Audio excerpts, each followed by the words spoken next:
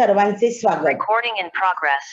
मी सरस्वती विनोद बागडे, जय महाराष्ट्र मराठी शाळा क्रमांक 2, चिरागनगर Ghatkopar, N ward. बुधवार। आजचा सुविचार आहे प्रयत्नांती परमेश्वर। आपल्याला कोणतीही गोष्ट मिळवायची असेल तर कष्ट करावे लागतात आणि या कष्टाचं फळ नेहमीच गोड असतं। म्हणूनच म्हटलं आहे प्रयत्नांती परमेश्वर। आता प्रयत्नांती परमेश्वर म्हणजे काय? तर प्रयत्न हाच परमेश्वर आहे, कारण प्रयत्नामुळे कोणतीही असाध्य गोष्ट साध्य होते।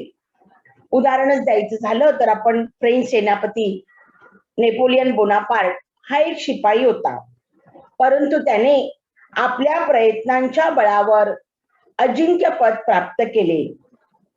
त्यांच्या मते जगामध्ये अशक्य असं काहीच नाही, मात्र ते शक्य करण्यासाठी प्रयत्न केले पाहिजे। संत तुकाराम महाराज म्हणतात, असाध्य साध्य करिता सायास, कारण अभ्यास तुका म्हणे। मात्र इच्छित हेतू साध्य करण्यासाठी खूप कष्ट केले पाहिजे। देरे हरी पलंगावरी अशी इच्छा व्यक्त करत बसण्यापेक्षा आपण प्रयत्न केले पाहिजे आणि आपलं इच्छित ध्येय साध्य केले पाहिजे। आपल्या भारतावरती 150 वर्ष इंग्रजांचे राज्य होते। आपण गुलामगिरीमध्ये होतो। तेव्हा सर्व जनता एकवटली आणि स्वातंत्र्य प्राप्ती करून घेण्यासाठी प्रयत्न सुरू झाले आणि मग त्यासाठी सत्याग्रह, असहकार चळवळ, परदेशी मालावर बहिष्कार अशा विविध माध्यमातून प्रयत्न केले गेले आणि या प्रयत्नाच्या जोरावरती आपल्याला स्वराज्याची प्राप्ती झाली। तसंच आपल्याला शेर्पा तेरसिंग याचे एक उदाहरण या ठिकाणी घेता येईल।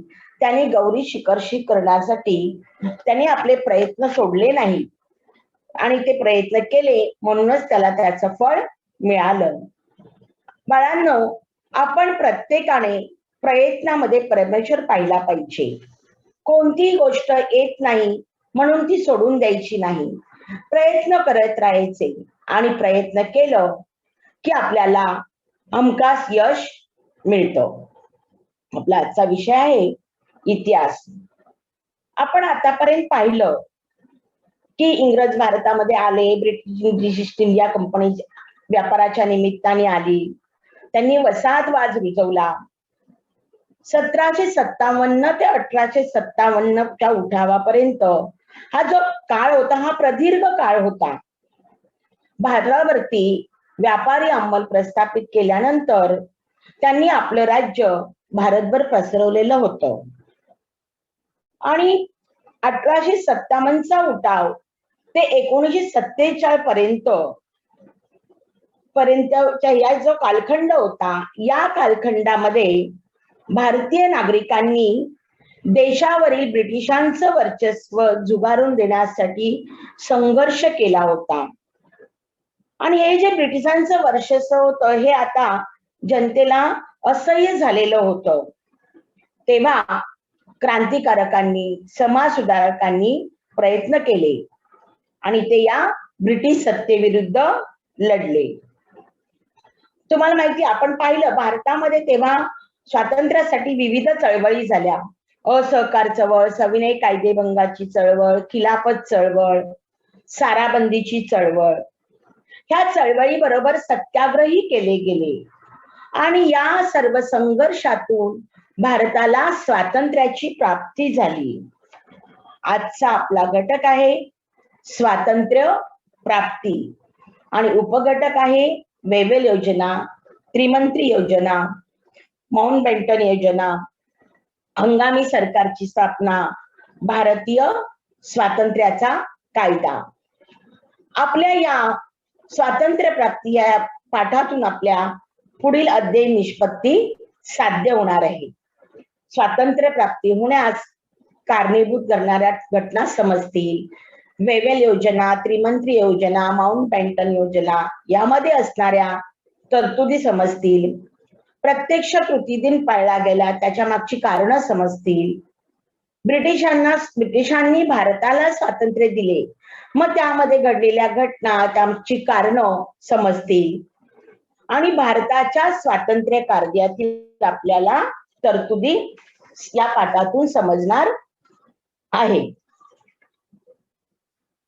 पहिल्या महायुद्धामध्ये भारताने सर्वतोपरी सहाय्य केलेलं होतं आणि दुसऱ्या महायुद्धामध्ये ब्रिटिश भारताला ओढू पाहत होते, परंतु सुभाषचंद्र बोस आणि अन्य नेत्यांना हे मान्य नव्हते.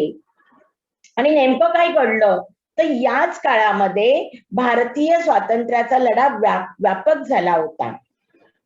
इसवी सन 1942 मध्ये नॅशनल काँग्रेस पक्षांच्या नेत्यांनी ब्रिटिशांकडे स्वातंत्र्याची मागणी केली आणि त्यासाठी त्यांनी आंदोलन केलं आणि त्या आंदोलनाचं नाव होतं भारत छोडो आंदोलन.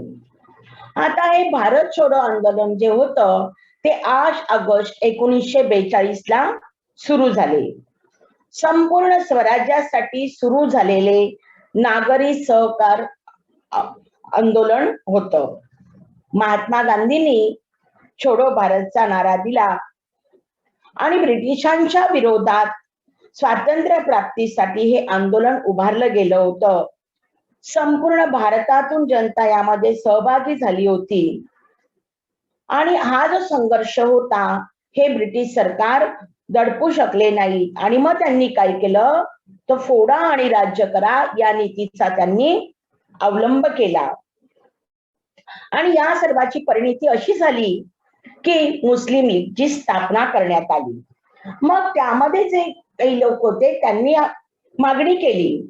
त्यामध्ये प्रसिद्ध कवी होते मोहम्मद इक्बाल यांनी इसवी सन 1930 मध्ये मुस्लिम राष्ट्राचा विचार मांडलेला होता.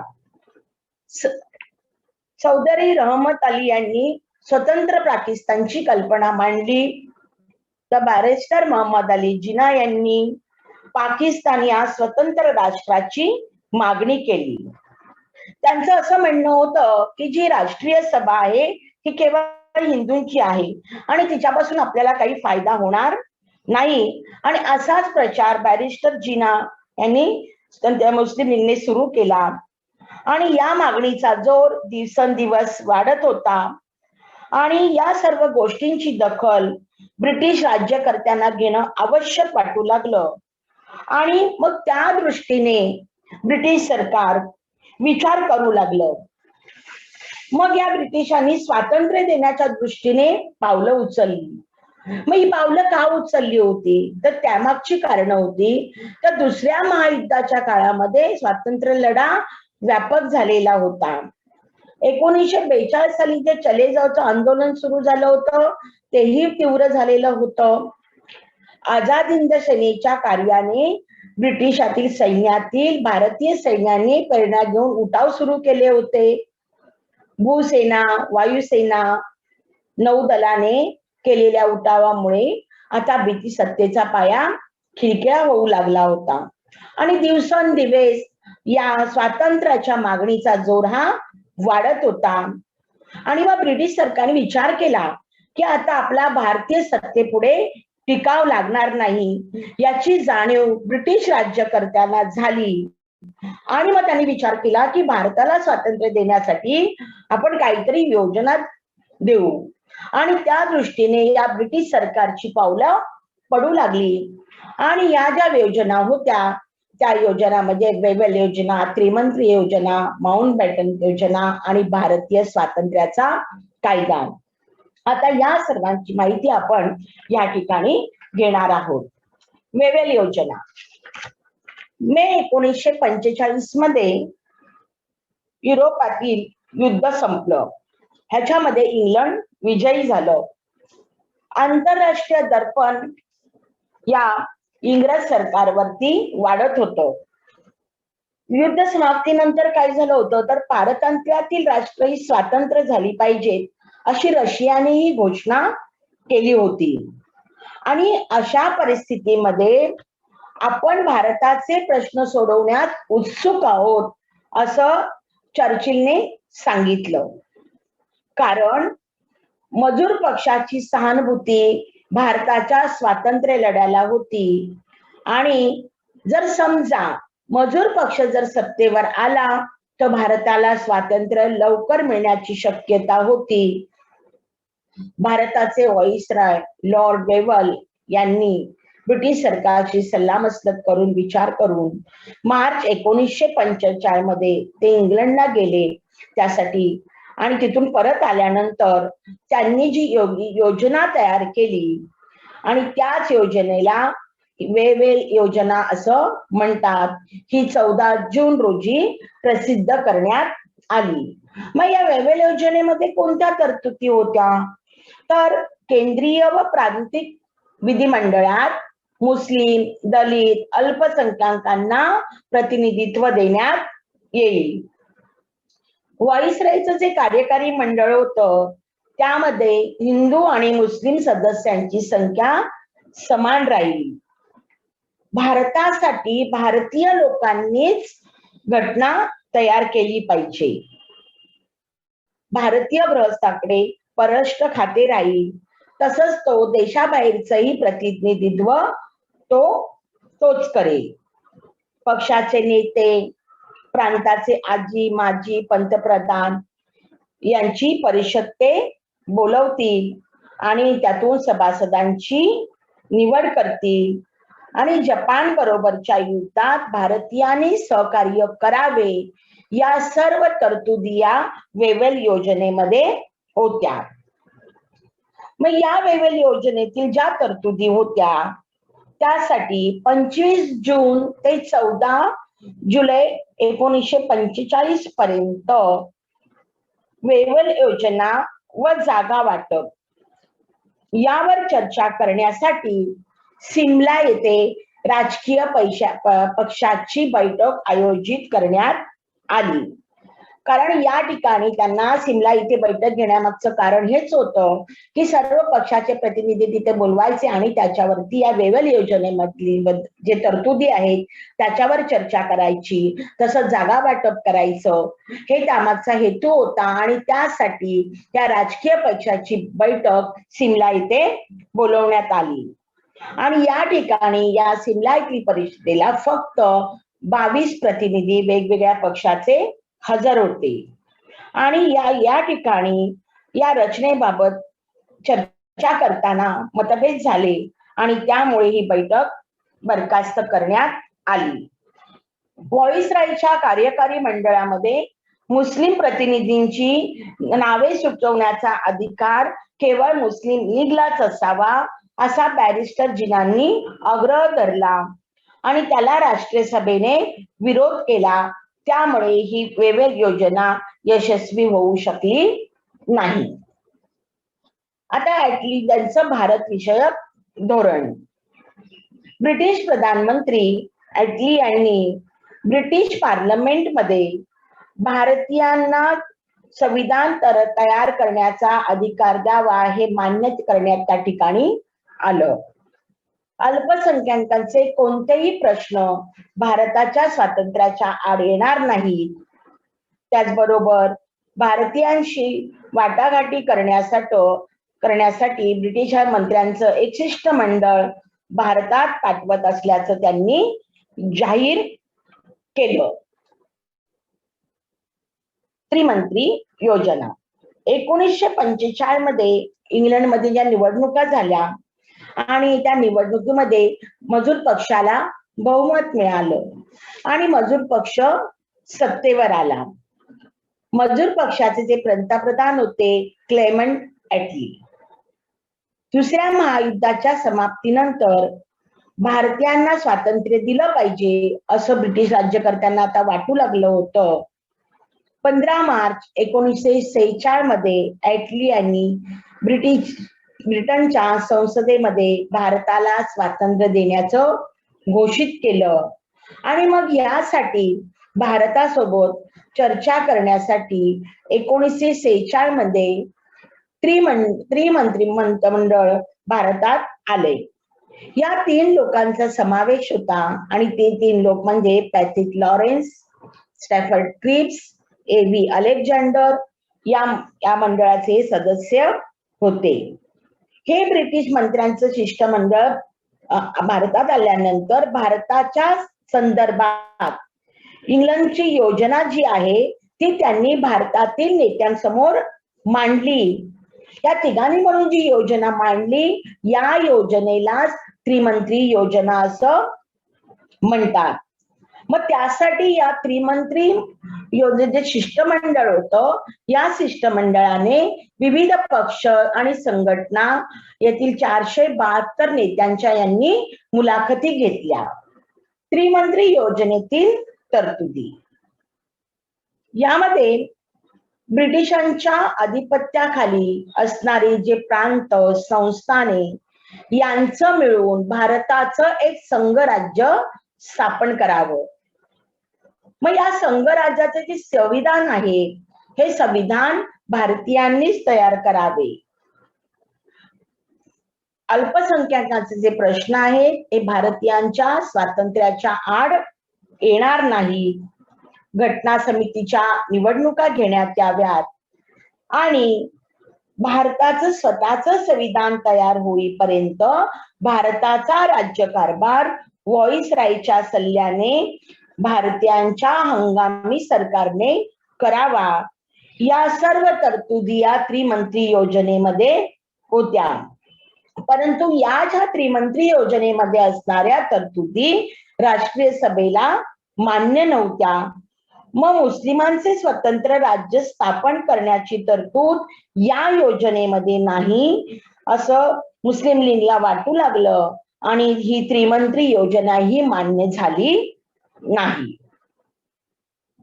प्रत्यक्ष कृती आपण पाहिलं की त्रिमंत्री योजनेनुसार संविधान समिती स्थापन करण्यासाठी जुलै 1946 मध्ये सार्वत्रिक निवडणूक झाली.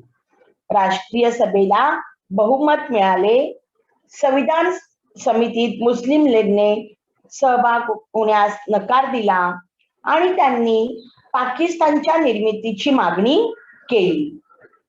मग इतकंच केलं नाही तर त्यांनी सनदशीर मार्ग सोडून दिला आणि हिंसाचाराचा मार्ग पत्करला. आणि याच्यावरच पहिलं पाऊल म्हणजेच 16 ऑगस्ट 1946 हा प्रत्यक्ष कृती दिन म्हणून घोषित केला.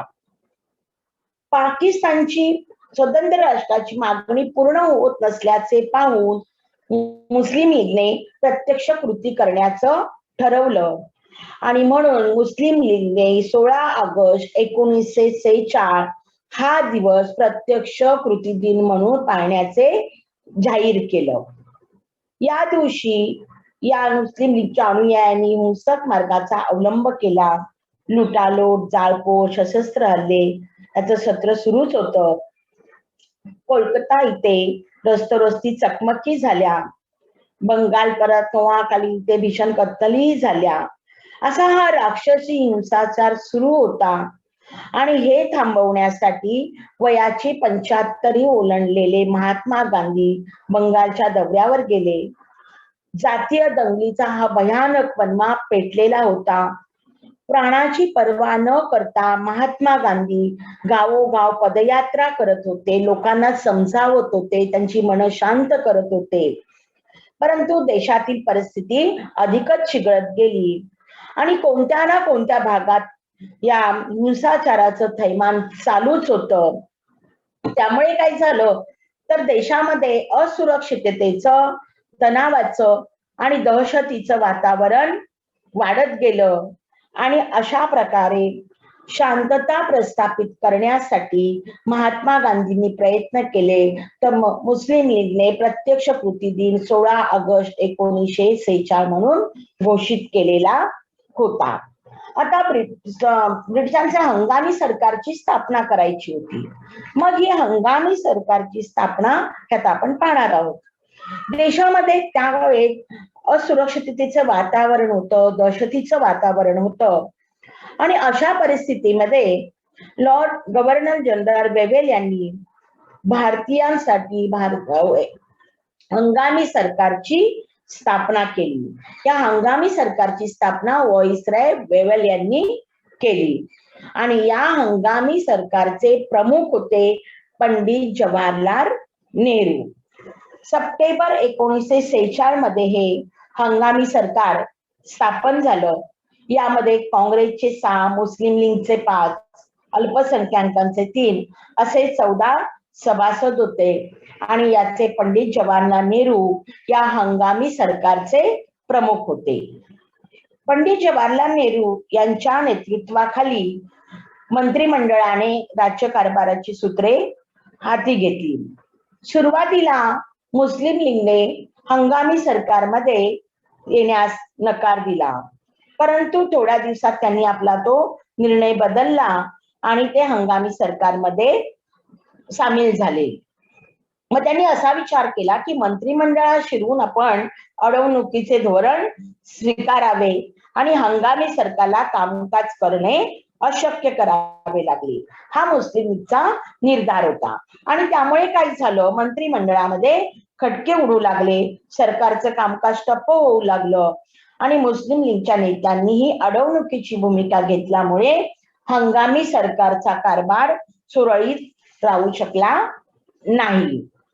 मग या देशातील या अराजकाला, हिंसाचाराला आवर घालणं हंगामी सरकारला जड जाऊ लागलं.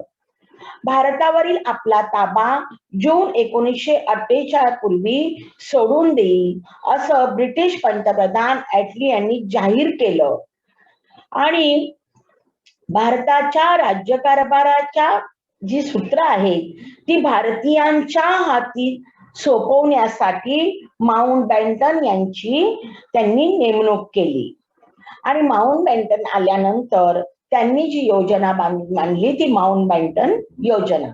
आता या माउंटबॅटन योजनेमध्ये काय होतं, तर भारतीयांच्या हातामध्ये राज्यकारभाराची सूत्रे देण्यासाठी लॉर्ड माउंटबॅटन यांची नेमणूक झालेली होती. ते भारताचे व्हाईसरॉय आहे ते त्यांनी घोषित केलेलं होतं. माउंटबॅटन यांनी प्रथम भारतातील नेत्यांसोबत विचार विनिमय केला आणि त्यानंतर भारत व पाकिस्तान या 2 स्वतंत्र राष्ट्राच्या निर्मितीची योजना माउंटबॅटन यांनी तयार केली. की या माउंटबॅटन योजनेमध्ये असं होतं की भारत आणि पाकिस्तान ही 2 स्वतंत्र राष्ट्राची निर्मिती करण्याची जी योजना होती ही योजना माउंटबॅटन यांनी तयार केलेली होती. राष्ट्रीय सभेचा भारत आणि पाकिस्तानच्या निर्मितीला विरोध होता.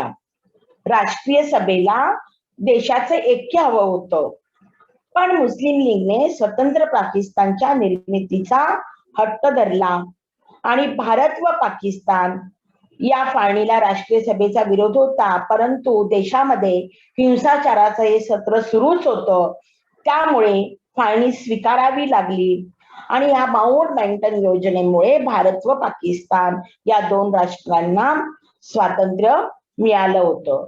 यामध्ये माउंटबॅटन योजनेमध्ये आता आपण तरतुदी पाहणार आहोत. यामध्ये सांगितलं की भारत आणि पाकिस्तान या 2 राष्ट्राची निर्मिती या माउंटबॅटन योजनेनुसार होणार होती, पण त्याशिवाय आणखी काय काय त्याच्यामध्ये ते पाहायचंय. इंग्रजांनी भारत सोडल्यानंतर भारत व पाकिस्तान ही 2 स्वतंत्र राष्ट्र निर्माण व्हावीत. या दोघांनाही आपल्या सीमारेषा निश्चित करण्यासाठी एका आयोगाची स्थापना करावी. जे संस्थानिक होते भारतामध्ये त्यांना स्वनिर्णयाचा अधिकार असावा. हिंदुस्थानची फाळणी करून मुसलमानांसाठी स्वतंत्र घटना समिती स्थापन करावी आणि सर्वात महत्वाचं म्हणजे इंग्रज सरकार 15 ऑगस्ट 1947 रोजी हिंदुस्थान सोडून जातील आणि या योजनेला काँग्रेसनेही मान्यता दिली. भारतातले शेवटचे व्हाईसरॉय म्हणजे माउंटबॅटन हे होते. भारतीय स्वातंत्र्याचा कायदा. आता या भारतीय स्वातंत्र्याचा कायदा होता त्यामध्ये 24 मार्च 1947 रोजी लॉर्ड माउंटबॅटन हे भारतात आले भारतात आल्यानंतर त्यांनी वेगवेगळ्या नेत्यांच्या भेटी घेतल्या, योजना तयार केली आणि ती योजना 3 जून 1947 ला प्रसिद्ध करण्यात आली. त्यानंतर 18 जुलै 1947 रोजी ब्रिटिश पार्लमेंटने एक ठराव पास केला आणि तो ठराव जो होता तो ठराव म्हणजे भारतीय स्वातंत्र्याचा कायदा. ब्रिटिश पार्लमेंटने जो ठराव पास केला होता 18 जुलै 1947 ला त्यालाच भारतीय स्वातंत्र्याचा कायदा असं म्हणतात. या कायद्यामध्ये असणाऱ्या तरतुदी 15 ऑगस्ट 1947 रोजी भारत आणि पाकिस्तान ही स्वतंत्र राष्ट्र अस्तित्वात येतील. त्यानंतर भारत आणि पाकिस्तानवर ब्रिटिश पार्लमेंटचा अधिकार राहणार नाही. व्हॉइसराय हे पद रद्द करण्यात आलं आणि भारताने आणि पाकिस्तानने आपापली राज्यघटना तयार करून स्वीकारण्याचा अधिकार देण्यात आला.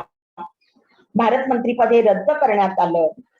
भारतातील जे संस्थानं होती त्यांनी भारतात का किंवा पाकिस्तानात हे कुठे जायचं हे त्यांचं त्यांनी ठरवायचं होतं. ते त्यांना स्वातंत्र्य देण्यात आलेलं होतं आणि भारताची नवीन राज्यघटना तयार होईपर्यंत दोन्ही देशातील जी राज्य व्यवस्था आहे ती भारत सरकारच्या कायदा 1935 नुसार पाहिली जाईल हे सांगण्यात आलं. अशा प्रकारे हा जो भारतीय स्वातंत्र्याचा कायदा होता आणि त्यामध्ये या तरतुदी होत्या. काय स्वातंत्र्य प्राप्ती. भारतीय स्वातंत्र्याचा जो कायदा होता त्या कायद्यानुसार 15 ऑगस्ट 1947 रोजी भारताला स्वातंत्र्य मिळालं. कोणत्या कायद्यानुसार तर भारतीय स्वातंत्र्याच्या कायद्यानुसार हे स्वातंत्र्य मिळालं होतं. पण हे जेव्हा घडलं तेव्हा कोणकोणत्या ऐतिहासिक घटना घडल्या त्या आता आपल्याला पाहायच्या आहेत. 14 ऑगस्ट 1947 मध्यरात्री दिल्ली येथे संसद भवनाच्या सभागृहात संविधान सभेची बैठक सुरू झाली. रात्री 12 वाजता ब्रिटिशांचा युनियन जॅक खाली उतरून भारताचा तिरंगा फडकवण्यात आला आणि हा भारताला स्वातंत्र्य मिळाल्याचा आनंद लाखो लोकांनी साजरा केला. वर्षानुवर्षाच्या गुलामगिरीतून भारत आपला मुक्त झाला होता. ब्रिटिश सत्तेने भारतात पावलवल्यापासून ज्या लक्षावधी भारतीयांनी केलेल्या त्याग, दिलेले प्राणाचे बलिदान, केलेल्या विविध चळवळी, समाज सुधारकांचे उद्बोधन, क्रांतिकारकांचे कार्य, अशा विविध माध्यमातून ब्रिटिशांचे वर्चस्व झुगारण्यासाठी संघर्ष करावा लागला होता आणि या संघर्षातून या आमच्या सगळ्यांच्या बलिदानातूनच 15 ऑगस्ट 1947 ला भारताला स्वातंत्र्य मिळाले आणि 150 वर्षाच्या गुलामगिरीतून आपला भारत देश मुक्त झालेला होता. आता लक्षावधी भारतीयांच्या त्यागातून आपल्याला हे स्वातंत्र्य मिळाले होते. त्याचा उपभोग घेता नाही कारण त्या काळात देशाची फाळणी झालेली होती आणि स्वातंत्र्य प्राप्तीत होत असताना जो हिंसाचार झाला होता त्यामुळे भारतीय जनता दुःखी झाली होती आणि अशा प्रकारे आपल्याला 15 ऑगस्ट 1947 ला स्वातंत्र्य प्राप्ती झाली आणि आपण स्वातंत्र्य झालो. आज आपण या ठिकाणी स्वातंत्र्य प्राप्ती होण्यासाठी काय काय घडलेल्या घटना, ब्रिटिशांनी दिलेल्या योजना, त्याची ते यशस्वी झाल्या नाही आणि भारतीय स्वातंत्र्याचा कायदा करून त्यानुसार भारताला स्वातंत्र्य मिळालं, या सर्व गोष्टींचा आपण या ठिकाणी आढावा घेतलेला आहे. आता आपण पाहणार आहोत मूल्यमापन.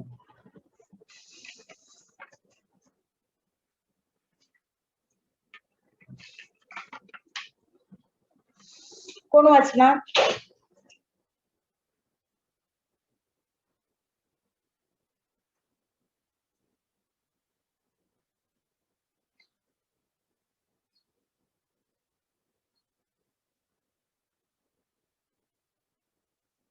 वाचा. एक योजनेवर विचार आवाज बारीक येतोय खूप. आवाज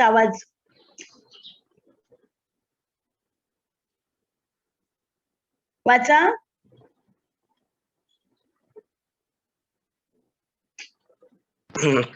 देवेल योजनेवर विचार करण्यासाठी भारतातील प्रमुख राजकीय पक्षांनी बैठक डॅश डॅश येथे आयोजित करण्यात आली. हा टीचर दिल्ली. पर्याय वाच बघ. कोणता पर्याय आहे? वेव्हल योजनेवरती विचार करण्यासाठी राजकीय पक्षांची बैठक आली, तिथे 22 प्रतिनिधी हजर होते. कोणत्या ठिकाणी आयोजित करण्यात आली? दिल्ली, कोलकाता. दिल्ली नाही, मुंबई. अजून कोण सांगू शकतं? सुरुवातीलाच आपण पाहिलं की वेव्हल योजनेवर चर्चा करण्यासाठी जागा वाटपासाठी या ठिकाणी कोलकाता. मग आता शेवटी एकच राहिलं. सिमला या ठिकाणी बैठक आयोजित करण्यात आली. दुसरं,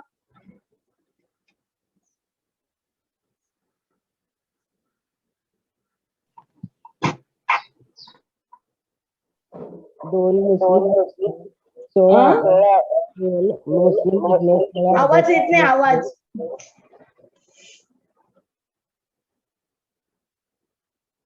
आवाज येत नाहीये. दुसरं वाचा. टीचर आता येतोय. हा येतोय. मुस्लिम लीग 16 ऑगस्ट ते 40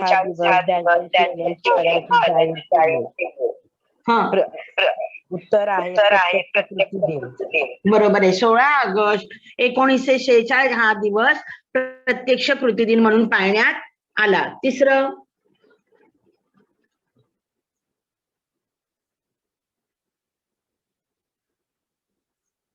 टीचर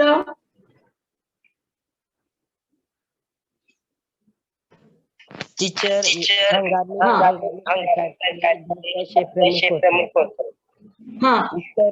आहे पंडित जवाहरलाल नेहरू हे हंगामी सरकारचे प्रमुख होते. चौथं, भारत व पाकिस्तान या दोन स्वतंत्र राष्ट्रांची निर्मिती करण्याची योजना तयार केली. कोणी?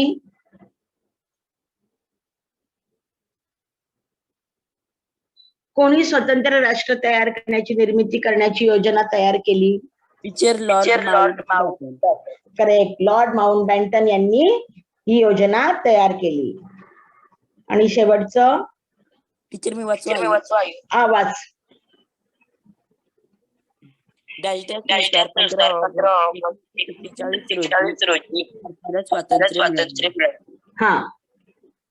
भारतीय स्वातंत्र्य. शाबास. भारतीय स्वातंत्र्याच्या कायद्यानुसार 15 ऑगस्ट 1947 रोजी भारताला स्वातंत्र्य मिळाले. हा तुमचा गृहपाठ आहे. याचा स्क्रीनशॉट तुम्ही काढून घ्या आणि तो गृहपाठ करून तुमच्या मॅडमना दाखवा. पहिला प्रश्न आहे, कारणे लिहा. त्यामध्ये वेव्हल योजना यशस्वी होऊ शकली नाही. त्रिमंत्री योजना पूर्णतः मान्य झाली नाही. राष्ट्रीय सभेने फाळणीस मान्यता दिली. प्रश्न दुसरा, थोडक्यात उत्तरे लिहा. ब्रिटिशांनी भारताला स्वातंत्र्य देण्याच्या दृष्टीने पावले का उचलली? माउंटबॅटन योजनेविषयी माहिती लिहा. तर समजला ना तुम्हाला आजचा पाठ?